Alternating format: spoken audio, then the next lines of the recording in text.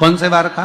गुरुवार का प्रदोष पड़ जाए, बृहस्पतिवार का यदि प्रदोष पड़ जाए तो प्रदोष के दिन, प्रदोष काल में, प्रदोष के दिन, प्रदोष काल में किसी शिवालय में जाएं, शंकर के मंदिर में जाएं, एक ही दिए के अंदर एक फूल बाती, कैसी बाती है?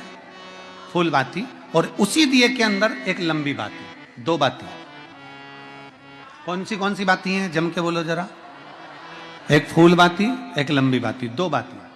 एक ही दिए के अंदर फूल बाती, लंबी बाती दोनों रख लें। थोड़ा सा घृत की बातियां, तेल की बाती नहीं, घी की बाती रखें, और दोनों बातियां उसमें रखकर 3 बेलपत्र भगवान शंकर के मंदिर में लेकर जाएं। दिए को भी प्रज्वलित नहीं करना है। पहली बेलपत्र नंदीश्वर की, जो ऊपर का भाग होता है जिसको हम शिव तत्व भाग कहते हैं, नंदी के पीठ पर एक भाग होता है जिसको शिव तत्व भाग कहा जाता है, वो नंदी की पीठ पर जो भाग है वहां पर एक बेलपत्र समर्पित करें। दूसरा बेलपत्र आप जो माता पार्वती जी का, जैसे ये शिवलिंग है और ये गोल भाग है, ये माता पार्वती जी का हस्तकमल है, तो माता पार्वती जी का जो हस्तकमल है, इस हस्तकमल पर कहीं पर भी एक बेलपत्र आप समर्पित कर दें। और तीसरे नंबर की जो बेलपत्र है वो भगवान शंकर पर समर्पित कर दें। जो दिया आप लेकर गए हो मंदिर में, उसी दिए को नंदी और महादेव, इन दोनों को दर्शन कराते हुए अगर मंदिर के अंदर लगाने दें दिया तो ठीक है, ना लगाने दें तो दीप को बीच में बस स्पर्श कराकर भले बाहर जाकर लगा दो, पर प्रयास करो वो दीप, वैसे तो बीच में नंदी और शिव के मध्य में वो दिया स्पर्श होना चाहिए। जैसे ये नंदी है और ये शिव है, तो इसके मध्य में दीप स्पर्श कर ले, भले उसको जलाने ना दे, पर स्पर्श मात्र कर कर अगर आपने एकांत में कहीं पर भी ले जाकर लगा दिया, उस दीप को जला दिया, तो गया हुआ कितना भी करोड़ रुपया हो, वो धीरे धीरे कर कर गया हुआ धन हमारा वापस आता ही है। कोई खाकर भी बैठ गया तो देगा जरूर, वो धन आएगा जरूर, कैसे भी आएगा, पर अपनी संपदा वापस। शिव तत्व की प्राप्ति है, भगवान शंकर की प्राप्ति। सबका किया है मेरा भी उद्धार कीजिए, उद्धार कीजिए, है त्रिपुंडधारी, है त्रिशूल।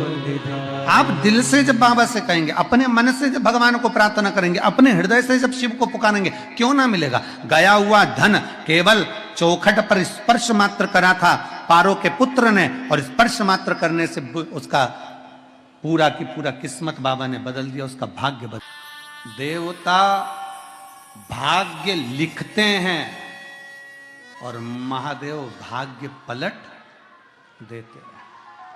देवता भाग्य लिखते हैं, तुम्हारी किस्मत में लिख दिया कि तुम्हें यह तकलीफ है, तुम्हारी किस्मत में लिख दिया ये दुख है, तुम्हारी किस्मत में लिख दिया ये बीमारी है, तुम्हारी किस्मत में लिख दिया ये कष्ट है, तुम्हारी किस्मत में लिख दिया तुझे ऐसा करना है, ये तुम्हारा भाग्य लिखा, वो देवताओं ने लिख दिया, विधाता ने लिख दिया। पर विधाता का लिखा भी कोई पलट सकता है। मार्कंडेय भगवान को उम्र थोड़ी सी मिली थी, पर शिव की आराधना करने से उम्र बढ़ गई।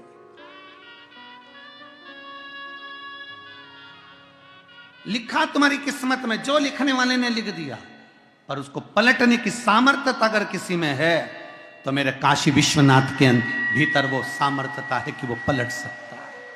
अकाल मृत्यु वो मरे, जो काम करे चंडाल का, काल उसका क्या बिगाड़े, जो भक्त हो महाकाल का। जो शिव की आराधना करता हो, जो शंकर की आराधना करता हो, जो शिव तत्व में डूबा हुआ हो, जो शंकर की भक्ति में डूबा हुआ हो, जो एक लोटा जल रोज देवाधिदेव महादेव को समर्पित कर रहा हो, जो भगवान शंकर की भक्ति में हमेशा डूबा हुआ हो, भले शिवालय तक ना जाए, परंतु उसके भीतर की मन की गति के अनुसार 21,600 श्वास जो उसके शरीर से रोज निकल रही है, उस 21,600 श्वास में वो परमात्मा का नाम अगर ले रहा है तो परमात्मा उसको मिल रहा है। कल भी कथा में कहा था कि मंदिर नहीं जा सकते तो उसकी चौखट का दर्शन कर लो। उसके दरवाजे के द्वारपाल वीरभद्र मणिभद्र और उसके चौखट पर बैठी है भाग्य देवी। शिव महापुराण की कथा कहती है जो शंकर भगवान के आप कभी अगर मौका लगे तो प्रयास करा करो कि शंकर के शिवालय में जब आप प्रवेश करें, शंकर भगवान के शिवालय में जब आप जल चढ़ाने के लिए जाएं, तो वहाँ जो मुख्य जो गर्भगृह की जो चौखट होती है, गर्भगृह की जो चौखट होती है, प्रयास करना चाहिए कि उस गर्भगृह की चौखट को प्रणाम करना चाहिए। और प्रयास ये भी करो कि गर्भगृह की जो चौखट होती है उस पर लात न रखते हुए आप उस चौखट को लांघने का प्रयास करा करो। चौखट को लांघ, गर्भगृह की चौखट को प्रणाम। अगर आपने दूर से भी शिखर का दर्शन करा है, आप दूर खड़े हो और आपको बाबा विश्वनाथ का दर्शन नहीं हो रहा है, आप दूर खड़े हो आपको महाकाल राजा का दर्शन नहीं हो रहा है, आप दूर खड़े हो आपको ओमकारेश्वर बाबा का दर्शन नहीं हो रहा है, आप दूर खड़े हो आपको भीमा शंकर बाबा का दर्शन नहीं हो रहा है, आप बहुत दूर खड़े हो और मान लो आपको केदारेश्वर बाबा का दर्शन अंदर नहीं हो रहा है, बहुत लंबी लाइन में खड़े हो, तो बाबा की चौखट का अगर दर्शन कर लेते हो, उस पर ध्यान भी लगा लेते हो, तो भाग्य पलट कर ही रहता है, भाग्य पलटता ही है। कोई जल्दी बनता है, कोई लेट बनता है, पर शंकर को जल चढ़ाने वाला एक दिन सेठ जरूर बनता है, भाग्य पलटता ही है। शिव कथा कहती है नंदी का एक पांव जो ऊपर होता है, आप लोगों ने दर्शन करे होंगे शंकर जी के मंदिर में नंदी के, तो नंदी का एक पांव उठा हुआ होता है, एक पांव नीचा की ओर होता है।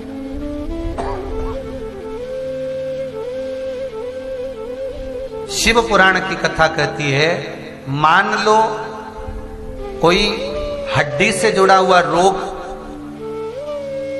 नेत्रों से जुड़ा हुआ, मस्तिष्क से जुड़ा हुआ कोई रोग रहता है, तो एक नीले कलर का फूल आता है महाराज, उस फूल में हल्दी डालकर गुरुवार का प्रदोष पड़ने पर जो नंदी के पांव के पास समर्पित कर देता है महाराज, उसका रोग धीरे धीरे समाप्त होने लगता है।